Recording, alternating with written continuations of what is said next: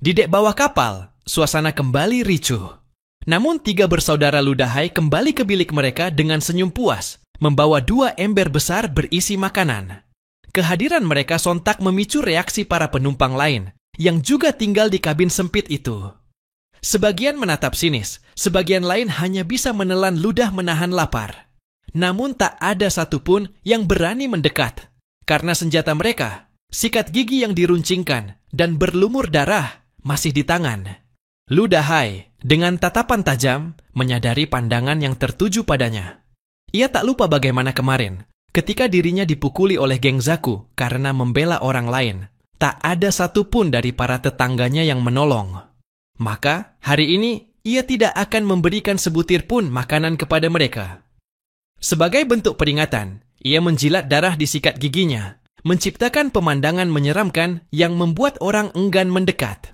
Namun berbeda halnya dengan Huang Daceng, nelayan yang kemarin menarik tubuhnya yang babak belur kembali ke bilik. Ludahai memanggilnya untuk makan bersama.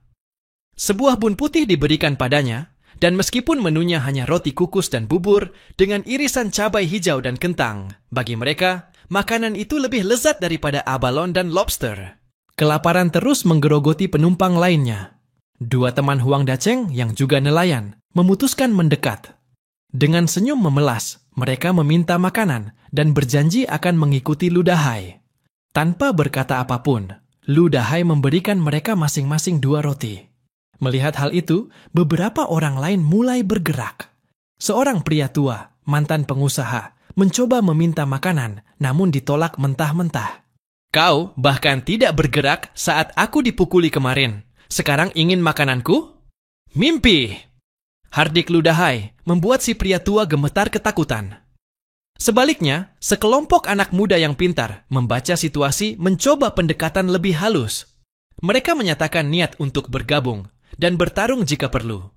Ludahai meragukan tekad mereka, tetapi tetap memberi mereka roti. Pelan namun pasti, kelompok Ludahai tumbuh menjadi kekuatan yang nyata. Di dek bawah, 2 kekuatan pun terbentuk. Geng penyelundup yang dipimpin Zaku dan geng nelayan di bawah komando Ludahai. Sisanya, orang-orang yang tak tergabung, hanya bisa memungut sisa makanan, atau bahkan tak mendapat apapun. Sementara itu, di dek atas, para atasan sepenuhnya menyadari kondisi mengenaskan itu, namun mereka tidak peduli. Zhang Yi hanya memperingatkan bawahannya, Lao Tian. Kalau mereka bikin keributan, habisi saja dengan senjata. Lao Tian pun mengerti maksudnya.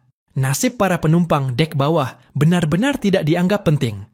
Bahkan 2 wanita yang dikenal baik hati, Zhu Yongkue dan Su Nuanxi, sibuk merawat bocah bernama Tommy yang terkena infeksi. Karena kelalaian mereka, anak itu jatuh sakit dan kini mereka merasa bersalah, tapi juga mulai membenci beban merawat anak. 3 hari berlalu. Bagi Zhang Yi, waktu itu hanya diisi dengan berjalan-jalan di geladak, mengamati laut, dan berlatih kaligrafi bersama Zhou KR. Namun bagi orang-orang di kabin bawah, setiap detik terasa seperti neraka yang tak berujung. Dan tanpa mereka sadari, tragedi besar pun mulai merambat dari dasar kapal, perlahan tapi pasti. Terbentuknya geng-geng di kabin bawah mengubah kehidupan menjadi neraka. Jika sebelumnya semua orang hanya kekurangan makanan dan masih bisa bertahan hidup dengan seadanya, kini segalanya berubah setelah kekuatan mulai digunakan untuk merebut makanan. Hukum rimba pun berlaku. Mereka yang lemah, orang tua, wanita, anak-anak, perlahan tersingkir, bahkan ada yang tak makan selama 3 hari. 2 kekuatan besar pun muncul, geng penyelundup yang dipimpin Zaku, dan geng nelayan yang dikomandoi Ludahai. Berbeda dengan geng Zaku yang tertutup dan penuh curiga, Ludahai terbuka pada siapapun yang punya kekuatan dan keberanian untuk bertarung. Lambat laun, jumlah pengikut Ludahai pun menyaingi bahkan melebihi geng lawan, menciptakan ancaman nyata bagi dominasi Zaku. Pada hari keempat, saat pembagian makanan, Zaku mengubah taktik. Ia hanya mengirim 3 orang, dipimpin petarung Muay Thai bernama Yamat, yang mendekati kubu Ludahai sambil membawa pesan. Bos kami ingin bertemu. Ludahai menyadari jebakan ini, tapi tetap menerima undangan itu dengan tenang. Meski anak buahnya khawatir, ia tahu mereka tidak cukup kuat untuk menghadapi geng Zaku secara langsung. Ludahai pun masuk sendirian ke sarang lawan. Begitu pintu tertutup, ia langsung dijatuhkan ke lantai, ditindih, dan dipukuli hingga hidungnya berdarah. Zaku sendiri menyeretnya dengan sabuk hingga nyaris kehabisan napas. Namun saat Ludahay menyebut nama Zhang Yi, sosok berkuasa di atas kapal, Zaku mulai ragu. Dengan napas tersengal dan tubuh babak belur, Ludahay tetap menjaga ketenangannya. Ia tidak memohon, tapi menegaskan satu hal. Dirinya tidak berniat menjadi lawan, melainkan mitra. Membunuhnya tidak akan menyelesaikan apa-apa. Sebaliknya, bekerja sama justru akan membuat mereka berdua bertahan. Dengan logika tajam dan keberanian yang tak tergoyahkan, Ludahay menunjukkan bahwa di dunia yang brutal itu, hanya mereka yang mampu bertarung sekaligus berpikir jernihlah yang bisa bertahan. Kini, pertanyaannya, apakah Zaku akan menerima tangan yang ditawarkan? Atau justru kembali menggenggam senjata? Setelah sempat disiksa oleh Zaku, Ludahay berhasil menghindari kematian dengan menawarkan kerjasama. Ia menyarankan agar geng penyelundup dan geng nelayan bekerja sama dalam distribusi makanan, dengan Zaku tetap menjadi pihak utama. Zaku, meski awalnya ragu, akhirnya menerima tawaran tersebut karena sadar bahwa membunuh Ludahay hanya akan menarik perhatian atasan dan memperbesar risiko konflik internal. Setelah pertemuan, Ludahay kembali ke kubunya dengan luka-luka, tapi dengan kemenangan diplomatis. Ia menyadari bahwa Zaku takut pada hukuman dari Kapten Zhang Yi dan akan menghindari tindakan ekstrem. 2 hari setelahnya, situasi di kabin bawah tampak lebih tenang antara dua geng besar. Namun, distribusi makanan yang dikuasai mereka membuat penumpang lain menderita kelaparan ekstrem. Beberapa bahkan tidak makan selama 3 hari. Putus asa, sekelompok penumpang mendatangi Ludahay, memohon makanan sambil mengaku bersalah atas sikap mereka di masa lalu. Namun, Ludahay menolak mentah-mentah. Ia mengejek mereka sebagai pengecut yang hanya berani membungkuk pada sesama, bukan pada geng penyelundup. Ia bahkan memerintahkan anak buahnya untuk mengusir dan memukuli para pemohon hingga berlumuran darah. Sikapnya ini membuat para penumpang membencinya melebihi Zaku, karena mereka merasa dikhianati oleh sesama warga Huaxu. Sementara itu, Zaku hanya tersenyum sinis. Ia sadar bahwa konflik internal antar sesama Huaxu adalah hal yang menguntungkan dirinya. Selama mereka sibuk saling menjatuhkan, ancaman terhadap geng penyelundup semakin kecil. Namun di malam hari, suasana berubah. Di dalam kabin Ludahay, para perwakilan dari berbagai kabin berkumpul dalam gelap. Mereka, yang sebelumnya memusuhi Ludahay, kini datang dengan wajah memelas, mengakui kesalahan, dan meminta bantuan. Mereka mengaku kondisi di kabin mereka sudah kritis. Kelaparan hampir merenggut nyawa banyak orang, terutama wanita dan anak-anak. Dengan tatapan tajam dan suara dingin, Ludahay menanggapi mereka. Bukan aku yang menutup jalan hidup kalian. Sudah lupa siapa yang membuat makanan jadi tidak cukup? Ludahay mengingatkan perwakilan kabin bahwa kelaparan mereka dimulai sejak para penyelundup masuk secara diam-diam dan merebut makanan. Meski dirinya dibenci, bukan dia penyebab utama penderitaan mereka. Para penghuni kabin lainnya, yang awalnya ragu dan ketakutan, akhirnya menyadari bahwa jika terus diam, mereka akan mati kelaparan. Perlahan, mereka mulai menerima ajakan Ludahay untuk melawan geng penyelundup pimpinan Zagu. Ludahay merancang rencana. Saat pembagian daging di hari Minggu, mereka akan menyerang secara serempak. Ia memperingatkan bahwa pengkhianat atau mereka yang pura-pura bertarung akan dibunuh olehnya sendiri. Ancaman itu disampaikan sambil memegang sikat gigi yang telah diasah dan berlumuran darah kering. Semua kembali ke kabin masing-masing untuk mempersiapkan senjata seadanya. Kaos kaki dipilin, tangan dibungkus baju, dan niat membunuh disiapkan. Di tengah kegelapan malam, Ludahay berjaga di sudut ruangan, matanya tidak terpejam. Ia menunggu, seperti predator di malam hari, siap melancarkan balas dendam demi bertahan hidup. Bagi Ludahay, ini bukan kejahatan, ini adalah perjuangan hidup. Pagi datang, suasana tenang menyelimuti kapal. Zhang Yi merasakan bahwa ketenangan ini adalah pertanda badai akan datang. Mungkin serangan Fin Dragon sedang menunggu momen yang tepat. Sementara itu, Zhang Yi dan Zhou Ke bercanda tentang taruhan kecil. Berapa lama Zhu Yunke dan Su Nuanxi bisa bertahan mengurus bayi yang mereka adopsi? Mereka berdua kini tampak lusuh dan kelelahan, jauh dari citra gadis keluarga pejabat yang biasanya anggun. Zhang Yi menyelipkan pertanyaan tajam tentang kabin bawah, tempat para penumpang miskin tinggal. Zhu Yunke menyadari belum menjenguk ke sana, sejak terakhir kali disambut dengan amarah dan kelaparan. Apun mencoba bertanya ke kru, tapi tidak mendapat informasi mengkhawatirkan, hanya bahwa orang-orang di bawah sedang berebut makanan. Namun, di balik semua ini, ada aroma konflik yang belum tercium. Pemberontakan yang sedang disiapkan Lu Dahai dan kelompoknya.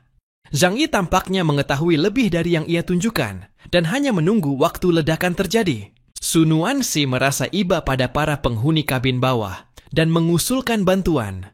Zhu Yunke pun ingin meminta bantuan Zhang Yi, meski enggan melibatkan pamannya, Zhu Zeng, yang dingin dan kejam terhadap nyawa manusia. Siang harinya, aroma semur daging mengisi kabin bawah. Semua orang menahan lapar sambil menunggu makanan, namun diam dan menanti isyarat. Zaku, pemimpin geng gelap, keluar dan langsung menyerbu makanan tanpa curiga. Namun Lu Dahai, yang selama ini bersikap lemah, tiba-tiba menyerang Zaku dengan sikat gigi yang ditajamkan, menusuk lehernya. Setelah memastikan Zaku mati, para penghuni lain yang sudah sangat menderita dan tertekan ikut bangkit. Mereka menggunakan benda-benda seadanya sebagai senjata, dari sikat gigi tajam hingga kaki ranjang yang dicabut. Dengan sorakan "bunuh", mereka menyerbu sisa anak buah Zaku. Kekejaman dan kebrutalan meledak tanpa ampun. Amarah dan rasa lapar berubah menjadi kekuatan brutal. Gerbang dipaksa terbuka, dan pertempuran berdarah pecah dalam kabin gelap itu. Pemberontakan telah dimulai. Kekuasaan geng penyelundup kini terguncang, dan darah menjadi harga dari kemerdekaan yang tertunda. Pertarungan brutal meledak di kabin bawah.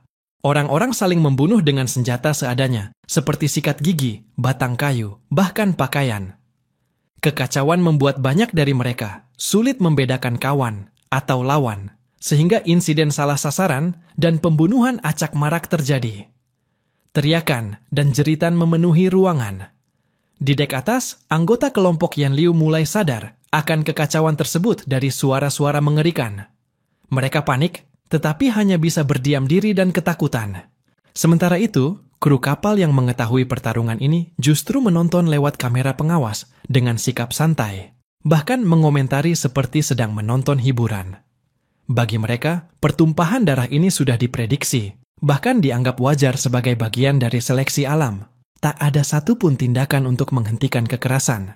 Pertarungan menjadi semakin gila dan tidak terkendali. Orang-orang mulai membunuh, bukan hanya karena dendam, tapi juga karena paranoia, kecemburuan, atau sekadar kesalahan identifikasi. Di kamar atas, Zhu Yunke dan Su Nuansi tetap sibuk dengan rutinitas sehari-hari. Zhang Yi, para perwira, dan awak kapal lainnya bersantai menikmati sarapan, seolah tidak terjadi apa-apa. Beberapa orang di kelompok Yan Liu mulai bertanya-tanya, mengapa tidak ada yang menghentikan semua ini? Zhang Weiwei mencoba menenangkan anak-anak, sementara Li Zongyu dan yang lain mulai menyadari, mungkin memang sejak awal, inilah hasil yang diinginkan oleh mereka yang berkuasa di kapal. Marvin mengungkapkan bahwa pembiaran pembantaian di kabin bawah adalah bentuk optimasi jumlah manusia oleh Kapten Zhang Yi demi menjaga keseimbangan sumber daya kapal yang terganggu akibat Zhu Yunque membawa lebih dari 20 orang tambahan. Zhang Weiwei terkejut, tapi sadar dunia pasca kiamat memang kejam. Kekhawatiran muncul bahwa mereka mungkin jadi target berikutnya. Li Zongyu meyakinkannya bahwa mereka masih dianggap berharga, tapi itu belum tentu menjamin keselamatan. Sementara itu, di kamar-kamar lain, ketakutan menyebar luas. Beberapa orang mulai curiga bahwa ada rahasia besar yang membuat Zhang Yi begitu memihak Li Zongyu dan kelompoknya. Xie Yunfan meyakini mereka semua sedang dimanfaatkan, dan jika rahasia itu bisa diungkap, mungkin mereka bisa bertahan. Che Haicheng pun mendorong semua orang untuk mengingat kembali masa lalu di Yan Liu Island, berharap menemukan rahasia tersembunyi yang bisa menjadi kartu truf penyelamat nyawa mereka. Pembantaian brutal di kabin bawah berlangsung lebih dari 2 jam, menyebabkan banyak kematian. Setelah itu, Zhang Yi menyuruh Lao Tian memanggil Zhu Yunque, karena dialah yang mengizinkan para gelandangan naik kapal. Ju Yunque terkejut dan merasa bersalah, tapi berusaha menyangkal bahwa tragedi itu sepenuhnya salahnya. Namun, Zhang Yi menegaskan bahwa jika dia berani bertindak, maka dia juga harus berani menanggung akibatnya. Tersulut emosi dan merasa diremehkan, Ju Yunque akhirnya memutuskan untuk melihat langsung ke bawah, membawa Su Nuanxi bersamanya. Saat mereka berjalan menuju kabin bawah bersama Zhang Yi dan lainnya, mereka mulai menyadari betapa parahnya kondisi di sana. Darah di mana-mana, mayat bergelimpangan. Zu Yunque, yang awalnya mengira ini hanya konflik kecil, kini menghadapi kenyataan pahit bahwa keputusannya telah berujung pada tragedi besar. Zhang Yi memerintahkan tim bersenjata untuk membuka kabin bawah yang dikunci. Dari dalam, bau darah menyengat tercium kuat. Ketika pintu terbuka, tampaklah pemandangan mengerikan. Mayat bergelimpangan, dinding berlumur darah, dan beberapa orang yang masih hidup makan rakus di tengah lautan mayat. Ju Yunque dan Su Nuanxi yang menyaksikan langsung tragedi itu syok total. Zu menangis, muntah, lalu jatuh berlutut, menyesal atas keputusan gegabahnya yang menyelundupkan lebih banyak orang ke kapal. Su Nuanxi bahkan pingsan. Zhang Yi, dingin dan sinis, memaksa Zu melihat karyanya sendiri, menyindir bahwa semua ini adalah akibat dari idealismenya yang tak bertanggung jawab. Zhang Yi dengan tenang menyindir. Jangan khawatir, aku akan laporkan ini ke Zhu Shuai. Tentu dia tidak akan menyalahkanmu. Membuat Zhu panik karena reputasinya di keluarga Zhu terancam hancur. Putus asa, Zu Yunque memohon dan bahkan memegangi kaki Zhang Yi, meminta agar ia tidak melaporkan kejadian ini ke pamannya. Zhang Yi hanya tersenyum sinis, menunjukkan bahwa kekuatan kini berada sepenuhnya di tangannya. Segala kejadian mengerikan di kabin bawah telah menghancurkan habis-habisan kepercayaan diri Zu Yunque yang selama ini rapuh. Namun, Zhang Yi meyakinkan bahwa ia tidak akan melaporkan kejadian ini kepada pemimpin mereka, Zhu Shuai, melainkan menjaga rahasia ini sebagai rahasia kecil antara mereka. Meski demikian, Zu Yunque tetap merasa terjebak oleh akibat keputusan yang dia buat sendiri. Zhang Yi dan Zhou Ke enggan terlibat lebih jauh, meninggalkan tanggung jawab pada Zu Yunque untuk mengurus sisa-sisa tragedi tersebut. Lao Tian, anggota kru, mendorong Zu Yunque untuk menghadapi kenyataan dan mengambil keputusan soal para penyintas yang masih hidup di kabin itu. Ia memberi sinyal halus tentang kemungkinan untuk membunuh mereka agar tidak merepotkan, tapi Zu Yunque dengan ketakutan dan air mata menolak, berharap masih ada alasan mulia di balik kekejaman para penyintas. Para awak kapal menunjukkan sikap sinis dan tidak sabar terhadap kelemahan Zu Yunque, karena mereka semua sudah terbiasa menghadapi kerasnya dunia dan tidak bisa menerima sikapnya yang lemah dan menghindar dari tanggung jawab.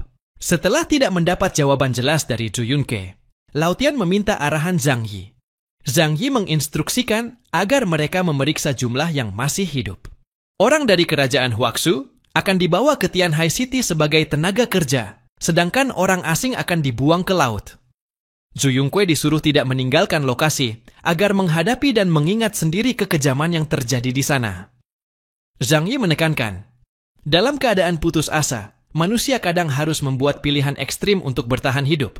Sambil bercanda mengingat bahwa semua di kapal ini juga sudah berlumuran darah orang lain. Mereka sepakat untuk mengawasi dan membunuh siapa saja yang menunjukkan niat jahat di kemudian hari. Karena populasi di akhir zaman adalah sumber daya berharga. Lao Tian dan timnya kemudian masuk ke kabin dengan perlindungan lengkap, menghadapi bau mengerikan dari darah, kotoran, dan sisa-sisa kematian. Mereka mencari para penyintas, sementara Zu Yunque, meskipun ingin lari, dipaksa untuk tetap di sana dan memimpin proses evakuasi ini. Ia juga harus membangunkan Su Nuanxi yang pingsan agar ikut membantu. Zu Yunque berusaha menguatkan diri dengan dukungan Su Nuanxi. Meski di balik itu keduanya sama-sama ketakutan dan merasa terjebak dalam situasi yang sangat mengerikan. Lao Tian memerintahkan agar semua penyintas di kabin bawah dievakuasi. Sesuai arahan Zhang Yi, warga Huaxu dipertahankan untuk dijadikan tenaga kerja, sementara para penyusup yang masih hidup akan dibunuh, dan yang mati akan dilupakan saja. Dari pertempuran brutal di kabin bawah, ada 75 orang yang selamat, dengan sebagian luka serius dan sebagian luka ringan. Para penyintas Huaxu yang terluka dikumpulkan di gudang kering menunggu keputusan Zhang Yi untuk disembuhkan atau dibuang. mayat-mayat dibuang ke laut, dan kabin dibersihkan oleh para penyintas yang masih mampu bekerja. Meski kelelahan, mereka merasa lega, karena dengan banyaknya korban, persediaan makanan kini lebih mencukupi. Aktivitas pembersihan ini membuat suasana di kapal menjadi sibuk, dengan banyak orang yang membawa korban luka dan mayat melewati kabin tengah tempat kelompok Rockflow tinggal. Mereka yang di sana mendapat perlakuan lebih baik, masih bisa keluar dengan izin, berkat kedekatan Zhang Yi dengan Lee Zongyu. Namun, pemandangan banyaknya mayat dan kru bersenjata membuat anggota kelompok Rockflow gelisah dan mulai berspekulasi buruk. Rumor menyebar bahwa mungkin semua penghuni kabin bawah tewas dan mereka khawatir nasib serupa menimpa mereka.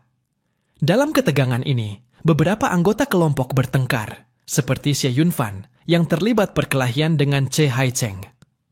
Rudolf, seorang pencopet besar, menertawakan situasi kacau ini. Engineer Eisenman yang terkenal pintar mencoba menenangkan, mengingatkan agar mereka fokus pada cara bertahan hidup daripada saling bertengkar. Namun, rasa curiga tetap ada di antara mereka, terutama terhadap Che Haicheng yang dikenal suka melapor dan berkhianat. Che Haicheng mengusulkan agar semua anggota kelompok mengutuk Zhang Yi bersama-sama, agar mereka saling terikat dan tidak ada yang berkhianat, karena menghina kapten kapal bisa berakibat hukuman berat. Usul ini diterima dan mereka mengadakan semacam ritual sumpah bersama sebagai bentuk solidaritas dan perlindungan diri.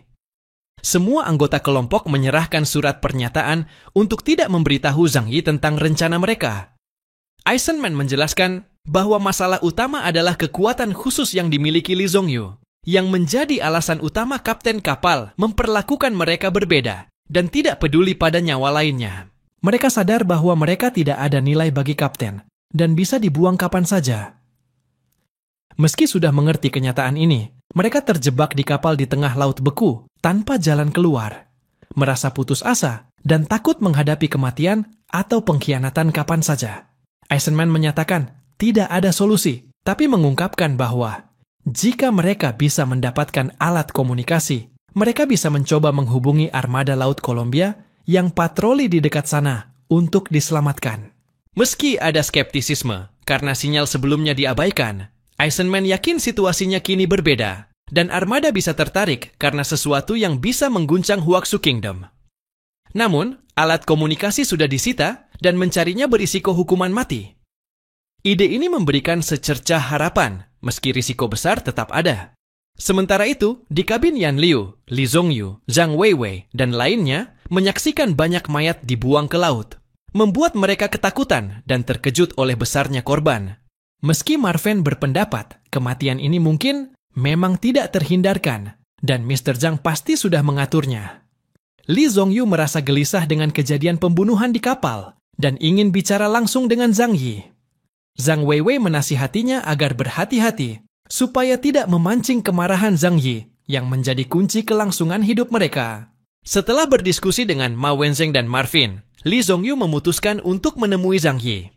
Zhang Yi menjelaskan bahwa pembunuhan terjadi akibat kekurangan makanan yang memicu kerusuhan di kabin bawah, dan menegaskan bahwa dia tidak memerintahkan pembantaian itu.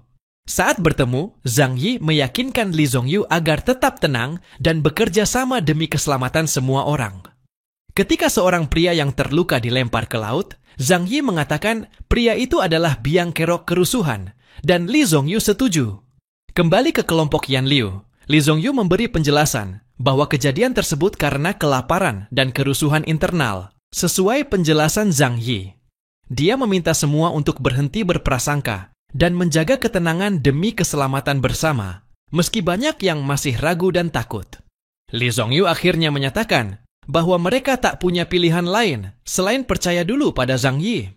Meskipun pidato Lee Zongyu sedikit meredakan kecemasan, keraguan tetap ada. Bai Mo dan Xie Yunfan merasa hidup di kapal penuh bahaya dan ingin mencari cara melarikan diri. Che Haicheng melarang mereka bicara sembarangan karena takut diketahui awak kapal. Ia mengajak semua untuk fokus mencari solusi bersama. Zhang Yi tidak terlalu peduli dengan kematian di kabin bawah karena jumlah orang berkurang memudahkan pengelolaan. Ia berjanji menyediakan kebutuhan dasar untuk semua, sehingga kelompok Yan Liu merasa lebih aman. Namun, beberapa orang seperti Che Haicheng dan Bai Mo tetap curiga dan takut meski sudah diberi makanan dan tempat tinggal. Malam itu, kelompok Yan Liu mengadakan rapat rahasia membahas rencana melarikan diri. Mereka sadar sulit mencuri dan menggunakan alat komunikasi tanpa ketahuan, apalagi harus mengembalikannya tepat waktu. Meskipun banyak tantangan, Che Haicheng tiba-tiba mengklaim telah menemukan sebuah ide untuk menyelesaikan masalah tersebut, menandai harapan baru di tengah situasi genting. Che Haicheng berhasil menarik perhatian semua orang dengan rencananya yang berisiko tapi menjanjikan. Ia melibatkan istrinya, Kim Kim Mi, mantan anggota grup idola, yang terkenal dengan pesona dan koneksi dengan kru kapal. Kim Kim Mi akan menggoda Xie Changming, koki kapal yang dikenal suka wanita, untuk mengalihkan perhatiannya selama sekitar 40 menit. Saat itu, Rudolf akan mencuri alat komunikasi untuk Eisenman menghubungi armada Laut Columbia. Jika ketahuan, mereka akan pura-pura alat komunikasi jatuh dan mengembalikannya. Namun, peluang ini hanya ada sekali. Sementara itu, cuaca di laut tiba-tiba memburuk dengan badai besar yang mengguncang kapal Jin Feng.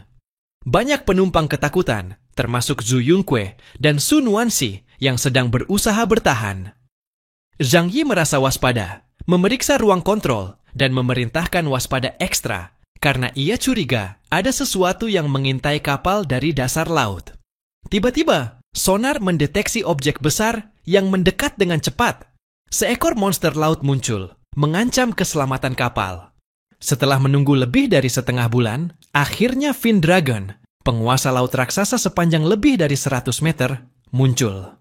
Ia menciptakan pusaran air besar yang mengguncang kapal Jin Feng hingga sulit dikendalikan.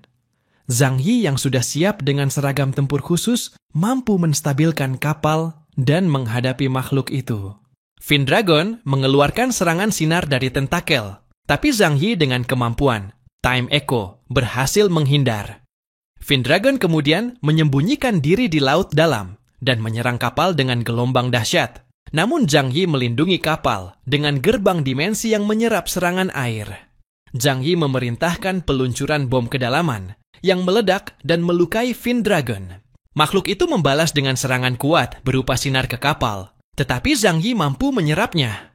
Dengan kekuatan sekitar 9.200 poin, Fin Dragon cukup kuat untuk melawan Zhang Yi yang memiliki indeks kekuatan 9.600 poin, tapi keduanya sulit saling membunuh. Karena medan laut melemahkan serangan Zhang Yi, mengalahkan Fin Dragon dengan cara biasa sangat sulit, membuat situasi cukup menantang bagi Zhang Yi. Serangan Fin Dragon tidak berhasil merusak kapal Jin Feng, malah ia sendiri terluka parah oleh bom kedalaman dan serangannya berhasil dicegah oleh Zhang Yi. Makhluk itu kemudian menyelam dan menghilang. Zhang Yi tahu kemampuan kapal sipilnya terbatas, dan kalau pakai kapal perang, Fin Dragon pasti bisa dikalahkan. Fin Dragon licik, datang hanya saat ada kesempatan, lalu melarikan diri. Setelah kejadian itu, Zhang Yi tetap waspada meski badai salju masih berlangsung, dan kapal harus berhenti menunggu cuaca membaik. Di kapal, suasana tampak tenang, namun ada ketegangan tersembunyi saat beberapa awak kapal terlibat dalam aksi mencuri alat komunikasi secara diam-diam. Komunikasi itu kemudian diambil oleh Eisenman yang berusaha membobolnya untuk mengirim sinyal darurat kepada armada Columbia, berharap mereka datang membantu. Sementara bagi orang lain di kapal, hari itu tampak biasa saja. Tetapi bagi beberapa tokoh yang terlibat, itu adalah momen penuh ketegangan, dengan ancaman dan harapan yang sangat besar. Di sisi lain, Che Haicheng dengan gugup mengirim sinyal darurat menggunakan alat komunikasi yang berhasil dibobol Eisenman. Meski sinyal lambat karena kondisi laut dan alat seadanya, akhirnya pesan berhasil terkirim. Mereka segera menghapus jejak agar tidak ketahuan. Setelah itu, komunikator disembunyikan kembali ke Xie Changming tanpa ia sadari. Pesan tersebut sampai ke armada Laut Columbia, dan seorang tentara yang bertugas memperhatikan isi pesan tersebut.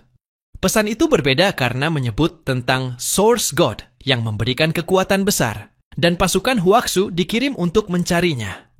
Informasi ini menarik perhatian kepala intelijen, Bamut Helison, yang kemudian melaporkan ke Komandan Armada, Douglas. Douglas mengingat adanya kapal pemecah es sipil Huaxu yang mencurigakan beberapa bulan lalu. Karena pentingnya Source God tersebut, Douglas memerintahkan Mayor Christian Connor dengan kapal Copernicus untuk memeriksa situasi di wilayah tersebut.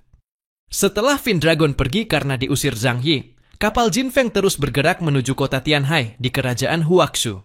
Keesokan paginya, Zhang Yi melihat Zhu Yongke yang tampak lelah dan ketakutan datang bersama seorang anak, menunjukkan perubahan besar pada dirinya setelah kejadian tragis di kapal. Zhu Yongke akhirnya kembali ke kamarnya setelah memberikan pesan pada Zhou Ke. Zhang Yi dan Zhou Ke berbincang santai dan hubungan mereka semakin dekat. Di perjalanan pulang, kapal Jin Feng menghadapi bahaya baru ketika Angkatan Laut Columbia memberi peringatan dan memerintahkan mereka berhenti untuk pemeriksaan. Kehadiran Angkatan Laut Columbia membuat Zhang Yi sangat waspada karena kekuatan dan reputasi mereka yang besar, bahkan lebih kuat dari Angkatan Laut Huaxu di beberapa wilayah.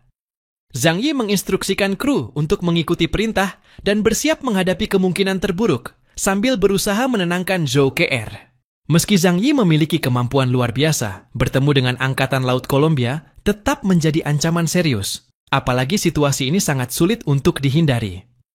Zhang Yi mengenakan seragam tempur dan mengantar Zhou Ke ke sebuah ruang gelap khusus yang diperkuat untuk berlindung jika terjadi bahaya. Setelah memastikan Zhou Ke aman, Zhang Yi menghubungi markas Jiangnan untuk melapor dan meminta arahan. Sebelum itu, Zhang Yi mengetuk pintu kamar Zhu Yongke yang tampak lelah dan sedang mengurus anaknya, Tommy. Ia mengingatkan Zhu Yongke agar segera menghubungi Zhu Shuai jika terjadi masalah. Zhang Yi juga memerintahkan agar anak itu dibawa keluar dari kamar agar tidak terdengar saat inspeksi. Zhu Yongke khawatir karena misi mereka sangat rahasia dan harus dijaga agar tidak bocor, terutama agar Li Zhongyu tidak membocorkan informasi. Zhang Yi mengingatkan semua orang di kapal untuk berhati-hati dan bersiap menanggung risiko. Setelah menghubungi Zhu Zheng, pimpinan wilayah Jiangnan yang juga paman Zhu Yongke, Zhang Yi menyamar sebagai Zhu Shuai dan melaporkan situasi mereka. Zhu Zheng sangat khawatir karena menghadapi Angkatan Laut Columbia adalah masalah besar. Ia menegaskan bahwa informasi yang mereka bawa sangat rahasia dan harus dilindungi dengan segala cara, bahkan jika perlu sampai bertempur habis-habisan.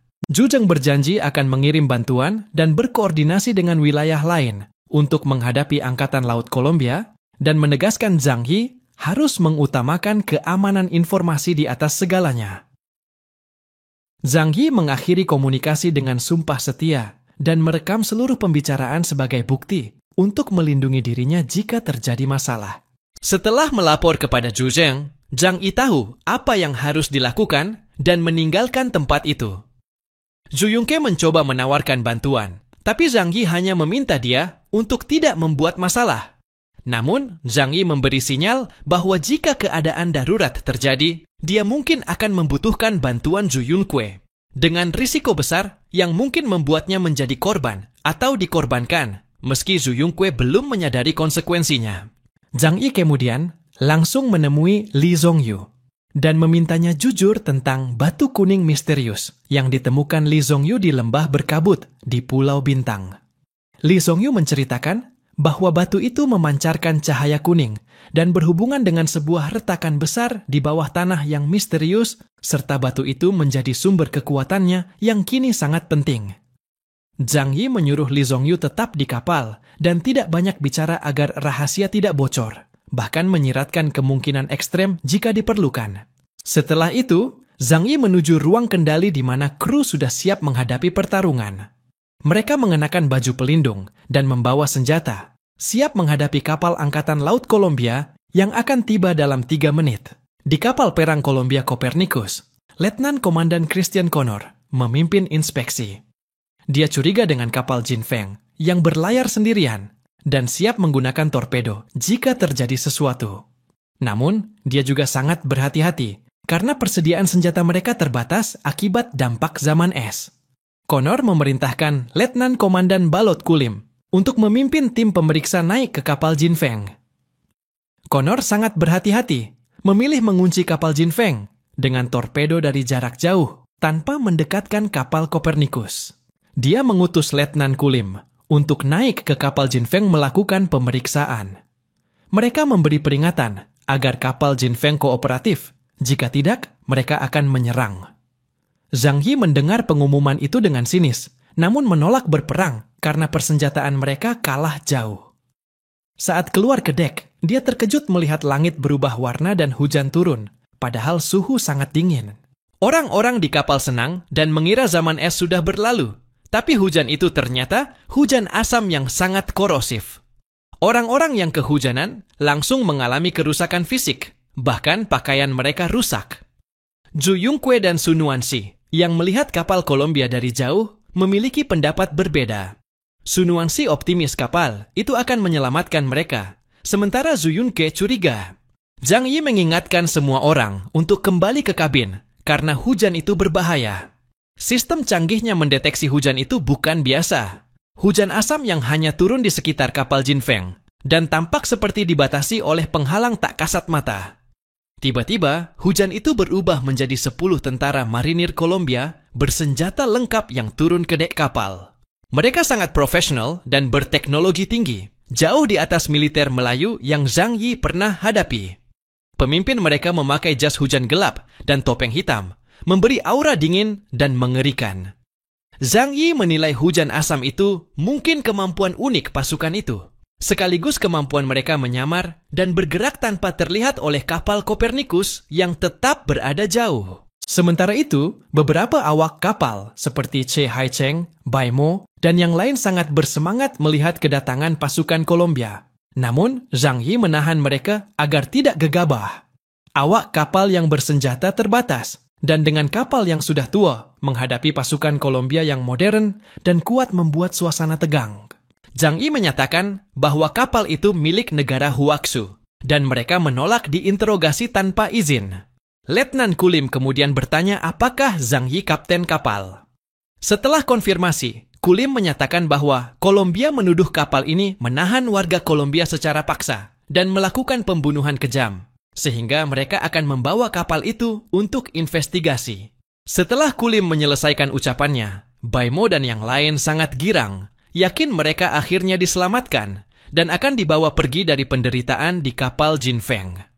Mereka berteriak dan berlari menyambut tentara Columbia, seperti orang yang bebas dari penjara. Suasana penuh harapan, namun ketegangan mulai muncul ketika Zhu Yongque dan Sun Wanxi saling berbeda pendapat soal Columbia.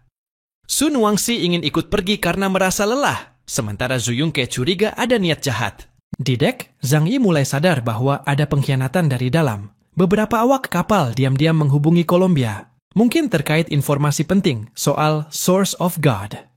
Ia paham Columbia tidak mungkin datang tanpa motif tersembunyi. Ketika kerusuhan mulai terjadi antara awak kapal yang ingin pergi dan Zhang Yi yang melarang, Kulim dengan arogan mengumumkan bahwa kapal Jinfeng kini diambil alih Columbia dan siap melakukan inspeksi menyeluruh. Dia menegaskan siap menembak siapapun yang melawan. Che Haicheng dan kawan-kawan semakin berani melapor kepada Kulim bahwa Zhang Yi dan kelompoknya menyembunyikan rahasia besar. Mereka yakin Columbia pasti menang dan Zhang Yi harus menyerah. Sun Wanxi mencoba menengahi, tapi Kulim tetap dingin dan cuek.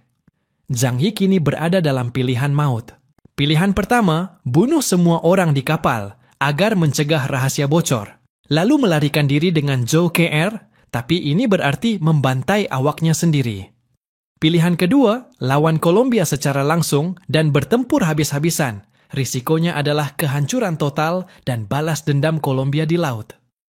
Zhang Yi bimbang, tapi tak mau mengorbankan anak buahnya. Dia tahu Copernicus menarget kapal Jinfeng dengan torpedo dari jarak jauh, dan pasukan Columbia sangat kuat serta siap menghadapi perlawanan. Tiba-tiba, Balot Kulim melangkah mundur, lalu tubuhnya menghilang dalam hujan asam, menandakan ia memiliki kemampuan luar biasa. Kemampuan menyatu dengan hujan untuk bergerak cepat dan tiba-tiba. Pertarungan epik pun pecah. Zhang Yi segera memerintahkan awaknya bersiaga, menyiapkan senjata seadanya. Pasukan Columbia yang bersenjata lengkap menyerbu ke dek dengan gerakan cepat dan terorganisir, memanfaatkan kemampuan hujan asam untuk melumpuhkan pertahanan kapal. Zhang Yi sendiri turun ke garis depan, mengenakan baju tempur canggihnya. Dengan kecepatan dan insting mutannya, ia melompat menghadang tentara Columbia yang mencoba merebut kendali kapal. Hujan asam menetes dari langit dan berubah menjadi bayangan hitam yang melayang-layang, menyelimuti medan tempur. Kulim dan beberapa pasukannya menggunakan kemampuan itu untuk serangan siluman, muncul tiba-tiba dan menghilang di antara percikan hujan. Zhang Yi memanfaatkan lingkungan, melempar granat asap, dan meledakkan bagian kapal untuk menciptakan kekacauan, memecah barisan pasukan Kolombia. Di tengah pertempuran sengit, Zhu Yunke dan Sun Wanxi dengan sigap membantu mengamankan beberapa awak yang mencoba menyerah, membuktikan loyalitas mereka ke Zhang Yi. Sementara itu, Che Haicheng dan pengkhianat lain yang ingin bergabung dengan Kolombia menjadi sasaran para loyalis Zhang Yi. Pertempuran internal pecah dengan kejam. Pertempuran berlangsung panas, kapal bergetar oleh ledakan dan tembakan. Zhang Yi berhasil melumpuhkan beberapa prajurit Kolombia, tapi pasukan elite terus berdatangan, didukung oleh teknologi dan kekuatan hujan asam. Di puncak pertempuran, Zhang Yi berhadapan langsung dengan Balot Kulim yang tiba-tiba muncul dari hujan. Keduanya bertarung menggunakan teknik tempur dan kekuatan khusus. Pertarungan mereka memecah keheningan laut dingin itu, saling adu serangan yang mematikan di tengah hujan asam yang terus membasahi kapal. Che Haicheng dan kelompoknya tetap bersikap sombong dan menghina Zhang Yi, mempermainkan dan meledek kru, melampiaskan kebencian selama berhari-hari. Meski mendapat makanan dan perlakuan, mereka tetap membenci Zhang Yi karena merasa diperlakukan seperti ternak. Saat Kulim menghilang ke dalam hujan, Zhang Yi tiba-tiba mengambil keputusan mengejutkan. Dia memilih menyerah dan ingin bicara langsung dengan komandan Kolombia demi mendapatkan perlakuan lebih baik. Semua orang terkejut, termasuk Zhu Yunke yang marah dan tidak percaya. Kulim menyetujui permintaan Zhang Yi dan memerintahkan penyerahan semua senjata. Zhang Yi dan kru dengan berat hati menyerah. Tangan Zhang Yi diborgol dan dibawa ke kapal induk Kolombia, Copernicus. Di Copernicus, kapal perang canggih dengan kekuatan destruktif dahsyat, Zhang Yi tahu ini jebakan besar. Namun, untuk menyelamatkan nyawa kru dan merahasiakan rahasia besar tentang sumber dewa, ia memilih menyerah demi waktu. Namun, ketenangan ini hanya sesaat. Di balik kepatuhan itu, pertempuran epik tak terhindarkan. Zhang Yi diam-diam menyiapkan rencana licik. Dalam keheningan Copernicus yang dingin, ia bertekad untuk menghancurkan kapal perang raksasa itu, menantang angkatan laut terkuat dunia dengan kekuatan dan strategi yang tak terduga. Pertempuran dahsyat akan segera pecah antara Zhang Yi yang penuh intrik dan Kolombia yang tak terkalahkan di tengah badai hujan dan gelombang ganas laut terbuka.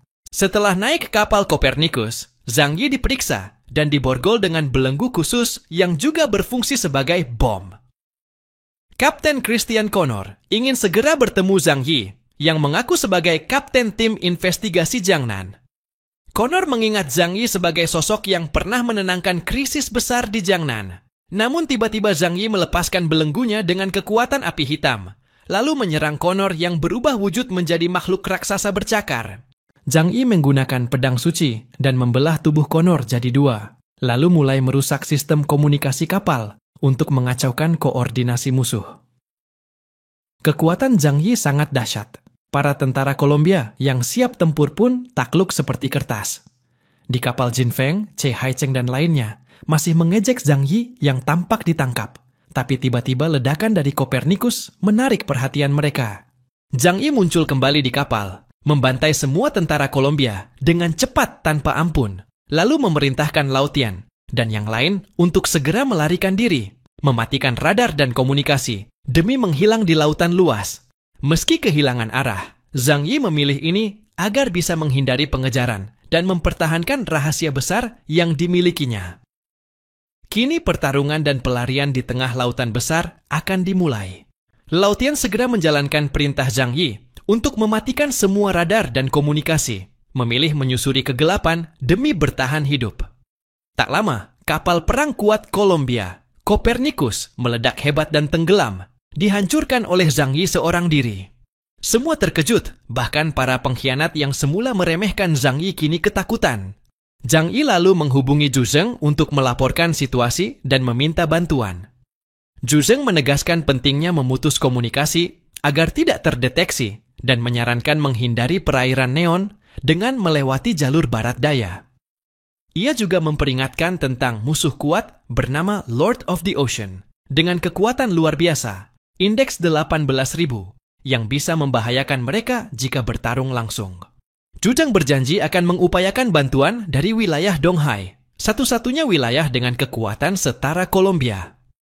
Zhang Yi dan tim siap bergerak hati-hati dan menanti bala bantuan demi bertahan di lautan luas yang penuh bahaya. Setelah mendapat instruksi Zhu Zheng, Zhang Yi merasa lega. Tapi kini mereka harus mengarungi laut tanpa sistem navigasi canggih, hanya mengandalkan pengalaman Lautian dan kru senior untuk menuju laut barat daya, agar menghindari kejaran armada Kolombia. Semua komunikasi dimatikan, dan perangkat disita agar tidak terdeteksi musuh. Perjalanan ini bisa memakan waktu lama, mungkin hingga setengah tahun, karena harus menempuh ribuan kilometer dengan jalur penuh risiko. Zhang Yi yakin bisa menemukan cara saat tiba di Kepulauan Nanyang. Meski Lautian khawatir jika ketahuan negara sekitar, mereka bisa dilaporkan ke Kolombia. Meski begitu, Zhang Yi tenang dan percaya pada rencananya yang sudah mempersiapkan kemungkinan terburuk. Kru pun mulai menjalankan tugas dengan semangat. Saat ditanya tentang para pengkhianat seperti Che Haicheng, Zhang Yi menunjukkan kemarahan besar, tapi berencana berbicara langsung dengan mereka. Para pengkhianat dijaga ketat, berlutut dan ketakutan di dek. Sementara anggota kelompok Yan Liu menunggu dengan cemas. Zhang Yi menegur pengkhianat itu dengan tenang dan meminta mereka mengaku bagaimana mereka berkhianat, menunjukkan kontrol penuh meski kemarahannya jelas terasa. Para pengkhianat akhirnya mengungkap seluruh rencana mereka demi menyelamatkan diri. Zhang Yi menunjukkan sikap tenang dan tidak menyalahkan Xie Changming, bahkan sebagai kapten dirinya yang bertanggung jawab. Ia memerintahkan Kim Kimi, yang ternyata hanya diperalat pengkhianat, untuk dibawa ke depan. Di tengah perselisihan sengit antar pengkhianat, Zhang Yi mengamati dengan dingin. Ia memutuskan memberikan Jin Jimei kepada Xie Changming sebagai alat untuk mendapatkan loyalitasnya. Xie Changming menerima dengan senang hati dan memperingatkan Jin Jimei agar patuh. Pengkhianat lain memohon ampun dan menjelaskan motif mereka ingin kabur ke Kolombia. Tapi Zhang Yi meremehkan mereka, menganggap mereka tidak berharga, dan tidak memiliki nilai tawar-menawar. Ia menunjukkan kemarahan besar, mengancam akan menghukum mereka dengan cara paling menyakitkan. Saat mendengar keluhan mereka, Zhang Yi bertanya apakah selama ini mereka diperlakukan buruk atau kekurangan makanan, yang langsung membuat mereka terdiam. Ia menanggapi dengan sinis dan memerintahkan agar mereka dipenggal dan dibakar sebagai bentuk hukuman dan pelampiasan kemarahannya atas pengkhianatan mereka. Zhang Yi membawa Zhou Ke'er ke kabin, lalu memerintahkan semua awak kapal, termasuk Zhu Yongke dan Su Nuanxi, untuk menyaksikan eksekusi para pengkhianat secara langsung. Karena adegannya sangat kejam, Zhang Yi tidak sanggup menyaksikannya dan mengajak Zhou Ke'er pergi.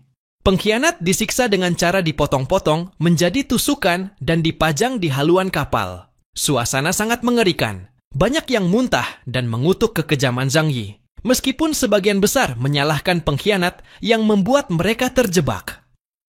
Setelah eksekusi, untuk menghindari kejaran Angkatan Laut Kolombia, Zhang Yi mematikan semua alat komunikasi dan menyalakan pelindung militer, sehingga kapal menjadi buta di laut dan hanya mengandalkan naluri pelaut. Di markas Angkatan Laut Kolombia di Ropefly Island, armada kapal sudah mundur ke laut dalam menjelang badai es. Kapal induk besar sudah tidak efektif dan mulai tergantikan oleh kapal kecil karena konsumsi energi yang tinggi dan lingkungan ekstrim.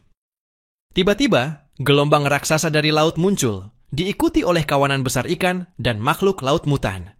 Di atas paus raksasa berdiri seorang pria berseragam tempur, John Cardiles, sosok kuat dan salah satu senjata utama Angkatan Laut Kolombia, dikenal sebagai Lord of the Ocean.